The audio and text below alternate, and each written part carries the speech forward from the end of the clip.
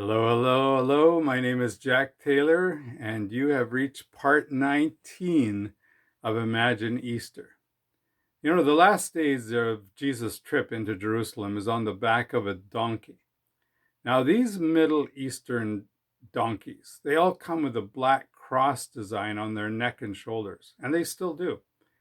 Thousands of pilgrims flock the roads. They strip branches off the trees. They lay the branches and their cloaks on the roads, shouting, Hosanna to the Son of David. Blessed is he who comes in the name of the Lord.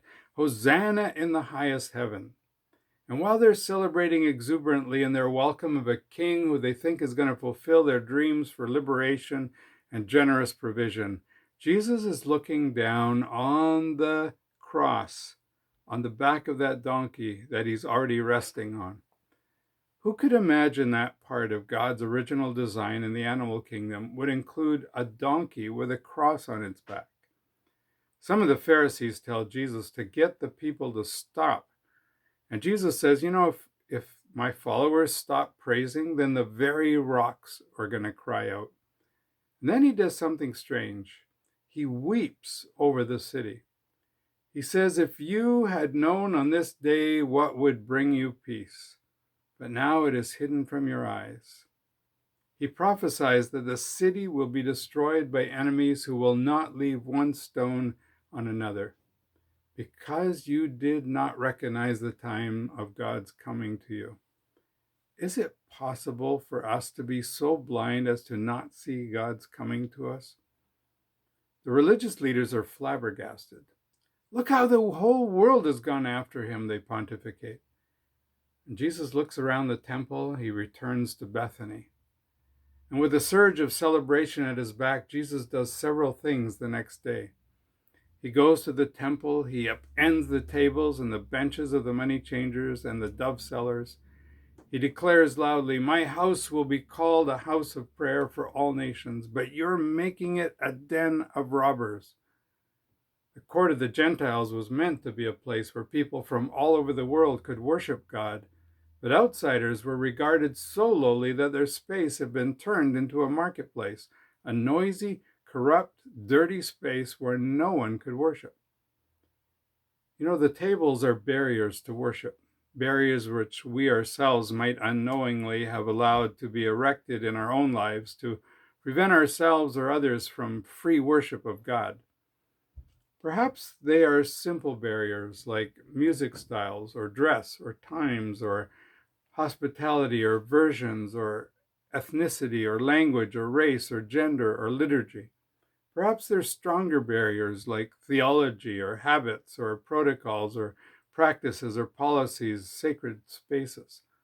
If it is a barrier to worship, it may be a table that needs to be overturned in favor of grace. Jesus declares God's design and desire to be worshiped by all nations and attempts to reclaim the space as a sacred space for that nation. Interestingly, it's his desire, this desire to reclaim the worship of the nations, which prompt the Jewish religious leaders to become even more zealous in killing him, for they feared him because the whole crowd was amazed at his teaching. So Jesus amps up the amazement by healing all the blind and the lame who came to him there. Who is this God who will fight to reclaim the nations for himself? Who is this God who will walk into the midst of the fire and prepare to sacrifice himself so that the nations have a God who will listen to them? Jesus' tongue is a red-hot poker on the hearts of the religiously self-righteous. Parable after parable, healing after healing, diatribe after diatribe, he refuses to back off and give them any space to recover their sense of dignity and pride. Jesus knows the plans designed from before the creation of the world, and God's design is to do whatever it takes to reclaim the worship of the nations for himself. Peter is going to say less than 60 days from now at Pentecost, fellow Israelites, listen to this.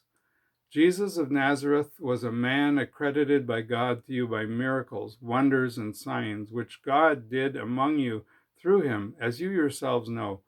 This man, listen to this man was handed over to you by God's deliberate plan and foreknowledge, and you, with the help of wicked men, put him to death by nailing him to the cross.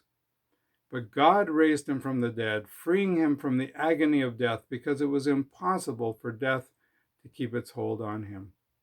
Nothing is accidental. It is all in the design of providence. Every little detail of life, even crosses on donkeys' necks, even tragedies we would never choose in a million years. Easter tells us so much more about the God who created, who designed, who called, and redeemed his people. How will we respond to such a God? Join me tomorrow as we dare to take one more step toward Easter.